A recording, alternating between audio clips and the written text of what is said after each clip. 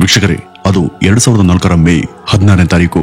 ಸ್ಥಳ ಕ್ಯಾಲಿಫೋರ್ನಿಯಾ ಬಳಿ ಇರುವಂತಹ ಲಾಸ್ ಏಂಜಲೀಸ್ನ ಸ್ಟೇಪಲ್ ರೆಸ್ಲಿಂಗ್ ಸೆಂಟರ್. ಇಲ್ಲಿ ಇರುವಂತಹ WWE ನ ಆಯೋಜಕರು ಆಯೋಜನೆ ಮಾಡದಂತೆ ಅವತ್ತು 6ನೇ judgment day professional wrestling pay per view event ನಡೆಯಲಿತ್ತು. ವಾಸ್ತವವಾಗಿ ಇದನ್ನ ಆ ಸ್ಥಳದ smack down brand division promotion ಸಲುವಾಗಿ ಈ ಒಂದು ಪಂದ್ಯವನ್ನ ಆಯೋಜನೆ ಮಾಡಿದ್ರು. ಇಂಥ ಯಾವುದೇ ಇವೆಂಟ್ WWE ನ ಸ್ಕ್ರಿಪ್ಟ್ ರೀತಿನೇ ಅದು ನಡೆಯೋದು. ಅವತ್ತು ಆ ಒಂದು ಚಾಂಪಿಯನ್ಶಿಪ್ ನ ಖ್ಯಾತ ರೆಸ್ಲರ್ ಆಗಿದ್ದಂತ ಎಡ್ಡಿ ಗ್ಯುರೆರೋ ಹಾಗೂ ಜಾನ್ ಬ್ರಾಡ್ಶಾ ಲೇಫೀಲ್ಡ್ ಎಂಬ ಇನ್ನೊಬ್ಬ ರೆಸ್ಲರ್ ನಡುವೆ ನಡೆಯಲಿತ್ತು. ಈ ಎಡ್ಡಿ ಆ ಒಂದು ಸಮಯದಲ್ಲಿ WWE ನಲ್ಲಿ ಅತ್ಯಂತ ಪಾಪ್ಯುಲರ್ ಆಗಿದ್ದಂತ ರೆಸ್ಲರ್. ಅವರು ಬ್ರಾಡ್ಶಾರ್ ಅವರ ವಿರುದ್ಧ ಸೆಣಸಾಡೋದಕ್ಕೆ ರಿಂಗ್ ಮೇಲೆ ಬಂದಾಗ ನೆರೆದಿದ್ದಂತ ಜನೋಸ್ತಮ ಜೋರಾಗಿ ಅವರನ್ನ ವೆಲ್ಕಮ್ ಮಾಡ್ತು. ಹುಚ್ಚದ ಜನ ಕುಣಿಯುವಾಗ ಇಲ್ಲಿ ರಿಂಗ್ ನಲ್ಲಿ ಎಡ್ಡಿ ಹಾಗೂ ಬ್ರಾಡ್ಶಾ ಇಬ್ರು ಕೂಡ ಕುಸ್ತಿಯಲ್ಲಿ ತೊಡ್ಕೊಳ್ತಾರೆ. ಈ ಒಂದು ಮ್ಯಾಚ್ ಅವತ್ತು ಸಖತ್ ಹೀಟ್ ಹಾಗೂ ಜೋರಾದ ಕ್ರೇಜ್ ನಲ್ಲಿ ಇತ್ತು. ಇದು ಪೇಪರ್ ವ್ಯೂ ಪಂದ್ಯ ಆಗಿರೋದ್ರಿಂದ ಬಹುತೇಕರು ತಮ್ಮ ನೆಚ್ಚಿನ ರೆಸ್ಲರ್ ಆದಂತ ಎಡ್ಡಿ ಅವರಿಗೆ ಓಟನ್ನು ಹಾಕಿ ಅವ್ರಿಗಾಗಿನೇ ಅದನ್ನ ವೀಕ್ಷಣೆ ಮಾಡೋದಕ್ಕೆ ಹಣವನ್ನು ಕೊಟ್ಟು ಅಲ್ಲಿಗೆ ಬಂದಿದ್ರು. ಮ್ಯಾಚ್ ನಡೆಯುವಾಗ ಅಲ್ಲಿದ್ದಂತ ಒಂದು ಕಬ್ಬಿಣದ ಚೇರ್ ನಿಂದ ಬ್ರಾಡ್ಶಾ ಎಡ್ಡಿಯ ಹಣೆಗೆ ಜೋರಾಗಿ ಹೊಡಿತಾರೆ. ಇಂಥ ಪಂದ್ಯಗಳಲ್ಲಿ ಅನೇಕ ಸಲ ಇಂಥ ಅಪಾಯಕಾರಿ ವಸ್ತುಗಳನ್ನ ಬಳಸೋದು ಕಾಮನ್ ಹಾಗೂ ಇದನ್ನ ಹಲವು ಸಲ ನೀವು ಕೂಡ ನೋಡಿರ್ತೀರ. ಅವರೇನು ಅದರಲ್ಲಿ ನಿಜವಾಗ್ಲೂ ಹೊಡೆಯಲ್ಲವಾದ್ರೂ ಕೂಡ ಕೆಲವೊಂದ್ ಸಾರಿ ನಿಜವಾಗ್ಲೂ ಏಟ್ ಬೀಳುತ್ತೆ. ಎಡ್ಡಿಗೆ ಆ ಒಂದು ಏಟು ಬಿದ್ದ ತಕ್ಷಣ ಅವರ ಹಣೆ ಮೇಲೆ ಕಣ್ಣಿನ ಹುಬ್ಬಿನ ಬಳಿ ಚರ್ಮ ಕಟ್ಟಾಗಿ ರಕ್ತ ಬರೋದಿಕ್ಕೆ ಶುರುವಾಗಿತ್ತು. ಆಗ ಎಡ್ಡಿಯವರು ಮತ್ತೆ ರೀ ಅಟ್ಯಾಕ್ ಮಾಡಿ ಬ್ರಾಡ್ಶಾರ್ ಅವರನ್ನ ತಮ್ಮ ಖ್ಯಾತ ಸಿಗ್ನೇಚರ್ ಶೈಲಿಯಾದಂತ ಬ್ರೈನ್ ಬಸ್ಟರ್ ಡಿಡಿಟಿಯ ಮೂಲಕ ಅವರನ್ನ ಎತ್ತಿ ಮ್ಯಾಟ್ ಮೇಲೆ 4-5 ಸಲ ಬಡಿತಾರೆ. ಹಾಗೆ ಬಡಿದು ಜನರ ಕಡೆ ನೋಡ್ತಾ ಕೂಗುವಾಗ ಇದ್ದಕ್ಕಿದ್ದ ಹಾಗೆ ತಟಸ್ಥವಾಗುವಂತ ಎಡ್ಡಿ ಏಕಾಏಕಿ ರಿಂಗ್ ಮೇಲೆ ಕುಸ್ತು ಬೀಳ್ತಾರೆ. ಅವ್ರಿಗೆ ಆ ಕ್ಷಣಕ್ಕೆ ಏನಾಯ್ತು ಅಂತ ಯಾರಿಗೂ ಗೊತ್ತಾಗ್ಲಿಲ್ಲ. ಅವ್ರಿಗೆ ಖಚಿತವಾಗಿ ಏನೋ ತೊಂದರೆ ಆಗಿದೆ ಅಂತ ಭಾವಿಸಿ ಆ ಪಂದ್ಯವನ್ನ ರದ್ದು ಮಾಡಲಾಗುತ್ತೆ. ಸಹಾಯಕರ ತಂಡ ತಕ್ಷಣ ಅಲ್ಲಿಗೆ ಬಂದು ಅವರನ್ನ ಎಷ್ಟೇ ಸಲ ಎಪ್ಸೋದಕ್ಕೆ ಪ್ರಯತ್ನ ಪಟ್ಟರು ಕೂಡ ಆ ಎಡ್ಡಿ ಮೇಲೆ ಏಳಲ್ಲ. ಅವ್ರಿಗೆ ಹೃದಯಾಘಾತ ಆಗಿರ್ಬಹುದು ಅಥವಾ ಹೃದಯದ ಕವಾಟಕ್ಕೆ ಏಟು ತಗ್ಲಿರಬಹುದು ಅಂತ ಭಾವಿಸಿ ಸ್ಟ್ರೆಚರ್ ನಲ್ಲಿ ಅವರನ್ನ ತುರ್ತು ಚಿಕಿತ್ಸೆಗಾಗಿ ಕರೆದೊಯ್ಯಲಾಗುತ್ತೆ. ಎಡ್ಡಿ ಆ ಒಂದು ರಿಂಗ್ ನಲ್ಲಿ ಸಾವನ್ನಪ್ಪಿದ್ರು. ಅದೇ ಅವರ ಅಂತಿಮ ಕ್ಷಣ.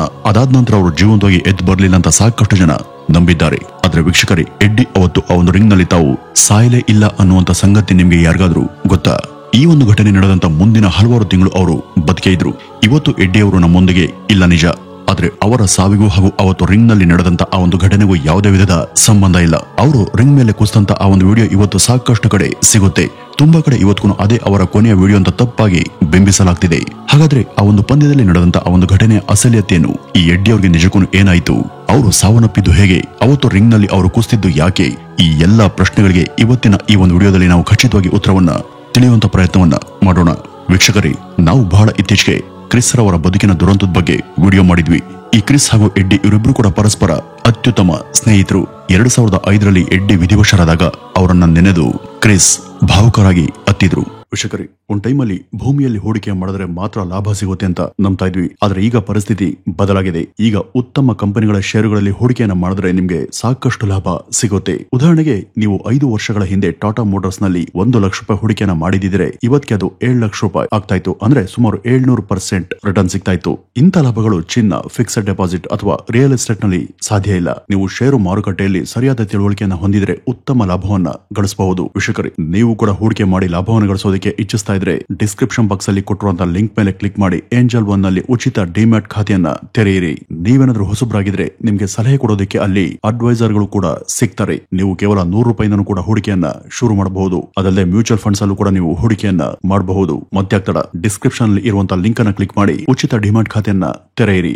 ಮೂಲತಃ ಅಮೆರಿಕದವರಾದಂತ ಎಡ್ಡಿ ಗ್ಯುರೆರೋ 1967ರ ಅಕ್ಟೋಬರ್ 9ನೇ ತಾರೀಕು ಟೆಕ್ಸಾಸ್ ಬಳಿ ಇರುವಂತ ಎಲ್ ಪಾಸೋ ಎಂಬಲ್ಲಿ ಜನಿಸ್ತಾರೆ. ರೆಸ್ಲಿಂಗ್ ನ ರಿಂಗ್ ನಲ್ಲಿ ಬ್ಲಾಕ್ ಟೈಗರ್, ಲ್ಯಾಟಿನೋ ಹೀಟ್ ಅಂತ ಮುಂತಾಗಿ ಕರೆಸಿಕೊಳ್ಳುವಂತ ಎಡ್ಡಿ ತಮ್ಮ ತಂದೆಯವರಾದಂತ ಗೋರಿ ಗ್ಯುರೆರೋ ಅವರಿಂದನೇ ಈ ರೆಸ್ಲಿಂಗ್ ಕಡೆ ಮುಖವನ್ನ ಮಾಡುವಂತಾಯ್ತು. ಯಾಕೆಂದ್ರೆ ಇವರು ತಂದೆ ಗೋರಿಯವರು ಕೂಡ ಒಬ್ಬ ರೆಸ್ಲರ್ ಆಗಿದ್ರು. 1985ರಲ್ಲಿ ಇಲ್ಲಿಯ ಥಾಮಸ್ ಜಾಫರ್ಸನ್ ಕಾಲೇಜಲ್ಲಿ ತಮ್ಮ ವ್ಯಾಸಂಗ ಮುಗಿಸಿದಂತ ಎಡ್ಡಿ ಮುಂದೆ ಮೆಕ್ಸಿಕೋ ಯೂನಿವರ್ಸಿಟಿಗೆ ಜಾಯ್ನ್ ಆಗ್ತಾರೆ. ಅವರು ಉತ್ತಮ ಕ್ರೀಡಾಪಟು ಆಗಿದ್ರು. ಇದೇ ಕೋಟಾದಲ್ಲಿ ಅವರಿಗೆ ಸ್ಕಾಲರ್ಶಿಪ್ ಕೂಡ ಸಿಕ್ಕಿತ್ತು. ಅವರು ತಮ್ಮ ಸೋದರರು ಹಾಗೂ ತಂದೆ ಹಾದಿಯಲ್ಲಿ ಹೆಜ್ಜೆಯನ್ನು ಹಾಕಿ ತಮ್ಮ ಅಭ್ಯಾಸವನ್ನ ಶುರು ಮಾಡ್ತಾರೆ. ಈ ಮೊದಲು ಇವರ ಸೋದರರು ಹಾಗೂ ತಂದೆ ಕೂಡ ಮೆಕ್ಸಿಕೋದಲ್ಲಿ ರೆಸ್ಲಿಂಗ್ ಪಂದ್ಯಗಳಲ್ಲಿ ಭಾಗವಹಿಸಿದ್ರು. 1986ರಲ್ಲಿ ಅಂದ್ರೆ ತಮ್ಮ 19ನೇ ವಯಸ್ಸಿಗೆ ಪ್ರೊಫೆಷನಲ್ ರೆಸ್ಲಿಂಗ್ ಕಾಲಿಟ್ಟಂತ ಎಡ್ಡಿ 1986 ಮತ್ತು 89ರವರೆಗೂ ವರ್ಲ್ಡ್ ಚಾಂಪಿಯನ್ ರೆಸ್ಲಿಂಗ್ ನಲ್ಲಿ ಭಾಗಿಯಾದ್ರು. ಮುಂದೆ ನ್ಯೂ ಜಪಾನ್ ಪ್ರೋ ರೆಸ್ಲಿಂಗ್ಗೆ ಪ್ರವೇಶ ಪಡೆದಂತ ಅವರು ಅಲ್ಲಿಂದ ECW, WCWಗಳಲ್ಲಿ ಮುಖ್ಯ ರೆಸ್ಲರ್ ಆಗಿ ಗುರುತಿಸಿಕೊಂಡ್ರು. 1996 ಮತ್ತು 97ರ ಅವಧಿಯನ್ನ ರೆಸ್ಲಿಂಗ್ ನಲ್ಲಿ ಅವರ ಚಾಂಪಿಯನ್ಶಿಪ್ ಎರಾ ಅಂತಾನೆ ಹೇಳಬಹುದು. 2000 ಮತ್ತು 2001 WWF ನಲ್ಲಿ ಭಾಗಿಯಾದಂತ ಎಡ್ಡಿ ಅವರ ನಿಜವಾದಂತ ಯುಗ ಆರಂಭ ಆಗಿದ್ದು ಅವರು WWEಗೆ ಬಂದ ನಂತರ. ಇಲ್ಲಿ ಅವರು Road Dog, Chris Benoit, Booker T ಈ ರೀತಿ ಮೊದಲಾದವರ ಜೊತೆ ಸೆಣಸಾಡಿದ್ದಾರೆ. 2002ರಲ್ಲಿ ಎಡ್ಡಿ ಹಾಗೂ ಕ್ರಿಸ್ ಬೆನ್ವಾಯ್ಟ್ ಈ ಇಬ್ಬರ ಟ್ಯಾಗ್ ಟೀಮ್ ಪಂದ್ಯಗಳು WWE ನ ಪ್ರಮುಖ ಆಕರ್ಷಣೆಗಳಾಗಿದ್ವು. ಈ ಮೊದಲು ಇವರು ಲೇಡಿ ರೆಸ್ಲರ್ ಆಗಿದ್ದಂತ ಚೈನಾರ್ ಅವರ ಜೊತೆ ಅಖಾಡಕ್ಕೆ ಎಂಟ್ರಿಯನ್ನ ಕೊಡ್ತಾ ಇದ್ದವರು. ನಂತರದ ದಿನಗಳಲ್ಲಿ ಸೋಲೋ ಎಂಟ್ರಿ ಕೊಡೋದಕ್ಕೆ ಶುರು ಮಾಡ್ತಾರೆ. WWE ನಲ್ಲಿ ತಮ್ಮ ವಿಶೇಷ ಶೈಲಿಯ ಸಿಗ್ನೇಚರ್ ಪಟ್ಟುಗಳಿಂದ ಹಾಗೂ ತಮ್ಮ ಹಾಸ್ಯಭರಿತ ಸ್ವಭಾವದಿಂದ ಎಡ್ಡಿ ಜನಪ್ರಿಯಾಗಿದ್ರು. WWE ನಲ್ಲಿ ಬಹಳ ಅಲ್ಪಾವಧಿಯಲ್ಲಿ ಅವರ ಅಭಿಮಾನಿಗಳು ಸೃಷ್ಟಿಯಾದರು. ಈ ಎಡ್ಡಿ ಅವರ ರೆಸ್ಲಿಂಗ್ ಬದುಕು ಹಾಗೂ ಅವರ ವೈಯಕ್ತಿಕ ಬದುಕು ಎರಡೂ ಕೂಡ ಹಲವು ವಿವಿಧ ಕಾಂಟ್ರವರ್ಸಿಗಳಿಂದ ತುಂಬಿತ್ತು. ಮಾದಕ ವಸ್ತು ಬಳಕೆ, ಅತಿಯಾದ ಮದ್ಯ ಸೇವನೆ, ಸಾರ್ವಜನಿಕವಾಗಿ ಅತಿರೇಕದ ವರ್ತನೆ ಇಂಥ ಮೊದಲಾದವುಗಳಿಂದ ಎಡ್ಡಿ ಆಗಾಗ ಸುದ್ದಿಗೆ ಬಂದಿದ್ದುಂಟು. 1999ರ ಹೊಸ ವರ್ಷದ ಪಾರ್ಟಿ ಸಮಯದಲ್ಲಿ ವಿಪರೀತ ಮದ್ಯವನ್ನು ಸೇವಿಸಿದಂತ ಅವರು ಮೈಮೇಲೆ ಎಚ್ಚರ ಇರದ ಹಾಗೆ ಅವರ ಕಾರನ್ನ ಗಂಟೆಗೆ 130 ಕಿಲೋಮೀಟರ್ ವೇಗದಲ್ಲಿ ಚಲಾಯಿಸಿ ಅಪಘಾತಕ್ಕೆ ಈಡಾಗಿದ್ರು. ಅದೃಷ್ಟವಶಾತ್ ಅವ್ರಿಗೆ ಹೆಚ್ಚಿನ ಅಪಾಯ ಏನೂ ಆಗ್ಲಿಲ್ಲ. ಈ WWE ನ ಪ್ರತಿ ಪಂದ್ಯ ಕೂಡ ಒಂದು ಸ್ಕ್ರಿಪ್ಟ್ ಹಾಗೂ ಸ್ಟೋರಿ ಲೈನ್ ನ ಆಧಾರಿತವಾಗಿಯೇ ನಡೆಯುತ್ತೆ ಅಂತ ನಿಮ್ಗೆಲ್ರಿಗೂ ಗೊತ್ತಿದೆ. ಬಹುತೇಕರು ಇದನ್ನ ನಿಜ ಅಂತಾನೆ ನಂಬಿದ್ದಾರೆ. ಆದ್ರೆ ಇಲ್ಲಿ ನಡೆಯುವಂತ ಯಾವುದೇ ಪಂದ್ಯಗಳಾಗ್ಲಿ ಅದು ನಿಜ ಅಲ್ಲ, ಎಲ್ಲವೂ ಕೂಡ ಸ್ಕ್ರಿಪ್ಟ್ ಆಧಾರಿತವಾಗಿಯೇ ನಡೆಯುತ್ತೆ. ಈ ಎಡ್ಡಿ WWE ನ ಮುಖ್ಯ ಭಾಗವಾದಾಗ ಅವರು ತಮ್ಮ ಅನೇಕ ಪಂದ್ಯಗಳಿಗೆ ಸ್ವತಃ ಸ್ಟೋರಿ ಲೈನ್ ಅನ್ನ ಕೊಡ್ತಾ ಇದ್ರು. ಅವರ ಸ್ವಂತ ಬದುಕಿನ ಹಲವು ವಿಷಯಗಳನ್ನ ಆಧರಿಸಿ ಅವರು ಸ್ಟೋರಿ ಲೈನ್ ರಚಿಸ್ತಾ ಇದ್ರು. 1999ರ ಕಾರ್ ಅಪಘಾತ ಅವರ ಬದುಕಿನ ಗತಿಯನ್ನೇ ಬದಲಾಯಿಸಿತು. ಈ ಒಂದು ಅಪಘಾತಕ್ಕೆ ಸಿಲುಕಿ ದೇಹದ ಹಲವು ಕಡೆ ತೀವ್ರ ಇಂಜುರಿಯನ್ನ ಮಾಡಿಕೊಂಡಂತ ಅವರು ಆ ಒಂದು ನೋವಿನಿಂದ ಹೊರಬರೋದಕ್ಕೆ ಮಿತಿ ಇಲ್ಲದೆ ಪೇನ್ ಕಿಲ್ಲರ್ಸ್ ಹಾಗೂ ಸ್ಟಿರಾಯ್ಡ್ಗಳನ್ನ ತೆಗೆದುಕೊಂಡ್ರು. ಪರಿಣಾಮ ಅವ್ರಿಗೆ ಆಲ್ಕೋಹಾಲ್ ಕ್ರೇವಿಂಗ್ ಶುರುವಾಯಿತು. ಅತಿಯಾದ ಮಾದಕ ವಸ್ತು ಬಳಕೆ ಹಾಗೂ ಅತಿಯಾದ ಮದ್ಯ ಸೇವನೆಯ ತಮ್ಮ ಚಟದಿಂದಾಗಿ ಅವರೇ ತಮ್ಮ ಕೈಯಾರೆ ತಮ್ಮ ಸಕ್ಸಸ್ಫುಲ್ ಕರಿಯರ್ ಅನ್ನ ಹಾಳು ಮಾಡಿಕೊಂಡ್ರು. ಈ ಬಗ್ಗೆ ಒಂದ್ಸಲ ಅವರು ಇನ್ನೊಬ್ಬ ಪ್ರಮುಖ ರೆಸ್ಲರ್ ಆದಂತ ಬ್ರಾಕ್ ಲೆಸ್ನರ್ ಅವ್ರಿಗೆ ಈ ರೀತಿ ಹೇಳಿದ್ರು, ಇದೆಲ್ಲದರಿಂದಾಗಿ ನಾನು ರೆಸ್ಲಿಂಗ್ ನಲ್ಲಿ ನನ್ನ ಕೆಲಸ ಹಾಗೂ ಕರಿಯರ್ನಷ್ಟೇ ಹಾಳು ಮಾಡಿಕೊಳ್ಳಿಲ್ಲ, ಅದರ ಜೊತೆ ನನ್ನ ಪತ್ನಿ, ಮಕ್ಕಳು ಹಾಗೂ ಸ್ವತಃ ನನ್ನನ್ನೇ ನಾನು ಕಳೆದುಕೊಂಡೆ ಅಂತ ಅವರು ಹತಾಶರಾಗಿ ತಮ್ಮ ಅಭಿಪ್ರಾಯವನ್ನ ವ್ಯಕ್ತಪಡಿಸಿದ್ರು. ಇದರಿಂದ ಅವರು ಹಲವಾರು ಸಲ ಪದೇ ಪದೇ ರಿಹ್ಯಾಬ್ ಕೇಂದ್ರಗಳಿಗೂ ಸೇರ್ಬೇಕಾಗಿ ಬಂತು. ತನ್ನಲ್ಲಿ ಇದ್ದಂತ ಇಂಥ ದೌರ್ಬಲ್ಯದಿಂದಾಗಿ ಪತ್ನಿ ಮಕ್ಕಳ ವಿಶ್ವಾಸ ಗೆಲ್ಲೋದಕ್ಕೆ ನಾನು ಸೋತೆ ಅಂತ ಅವರು ತಮ್ಮದೇ ಕೃತಿ ಆದಂತ cheating death, stealing life, Eddie Guerrero story ಅನ್ನುವಂತ ಪುಸ್ತಕದಲ್ಲೂ ಕೂಡ ಅವರು ಬರೆದಿದ್ದಾರೆ. ರೆಸ್ಲಿಂಗ್ ನಲ್ಲಿ ಅವರಿಗೆ ಚಿಕ್ಕ ವಯಸ್ಸಿನೇ ಬಹುವಾದಂತಹ ಆಸಕ್ತಿ ಇತ್ತು. ಅವರು 9ನೇ ವಯಸ್ಸಿನಲ್ಲಿಯೇ ತಮ್ಮ 6 ವರ್ಷದ ಸಂಬಂಧಿ ಹುಡುಗನೊಬ್ಬನ ಜೊತೆ ನಡೆಸಿದಂತ ಕಾದಾಟದಲ್ಲಿ ಗೆದ್ದಿದ್ರು. ಈ ಒಂದು ಪಂದ್ಯವನ್ನು ಆಗ ಇವರ ತಂದೆ ಗೋರಿಯವರೇ ಆಯೋಜನೆ ಮಾಡಿದ್ರು.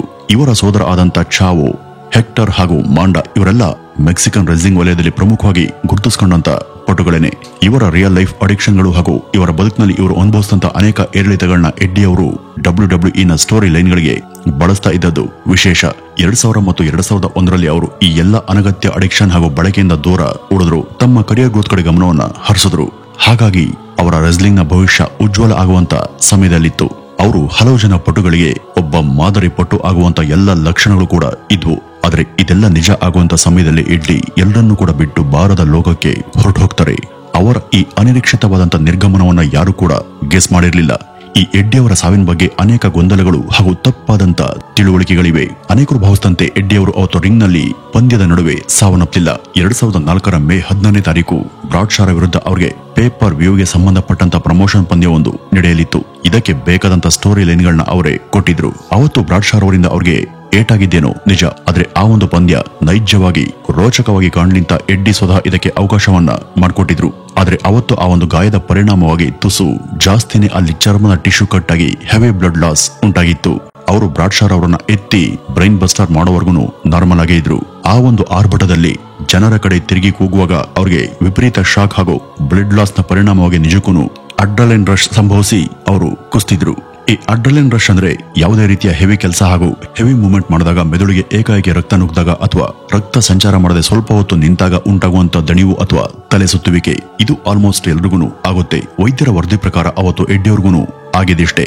ಇದೇನು ಪ್ರಾಣಾಂತಕ ಅಲ್ಲ, ಇದೊಂದು ಸಹಜ ಪ್ರಕ್ರಿಯೆ. ಆದ್ರೆ ಅವತ್ತಿನ ಪಂದ್ಯದ ಸ್ಟೋರಿ ಲೈನ್ಗೆ ಇದು ಹೆಚ್ಚು ನೈಜತೆಯ ಸ್ವರೂಪವನ್ನ ಕೊಟ್ಟಿದ್ದರಿಂದ ತಕ್ಷಣಕ್ಕೆ ಇದು ಜಸ್ಟ್ ಡ್ರಾಮಾ, ಯಾವುದೇ ತರಹದ ಅಪಾಯ ಯಾರಿಗೂ ಆಗಿಲ್ಲ ಅಂತ ಯಾರು ಕೂಡ ಆಗ ಹೇಳಿಲ್ಲ. ಯಾಕೆಂದ್ರೆ ಇದು ನಿಜವಾಗ್ಲೂ ನಡೆದಿದೆ ಅಂತ ಎಲ್ಲರೂ ಅನ್ಕೊಳ್ಳಿ ಅಂತ ಈ ರೀತಿ ಮಾಡಲಾಗಿತ್ತು.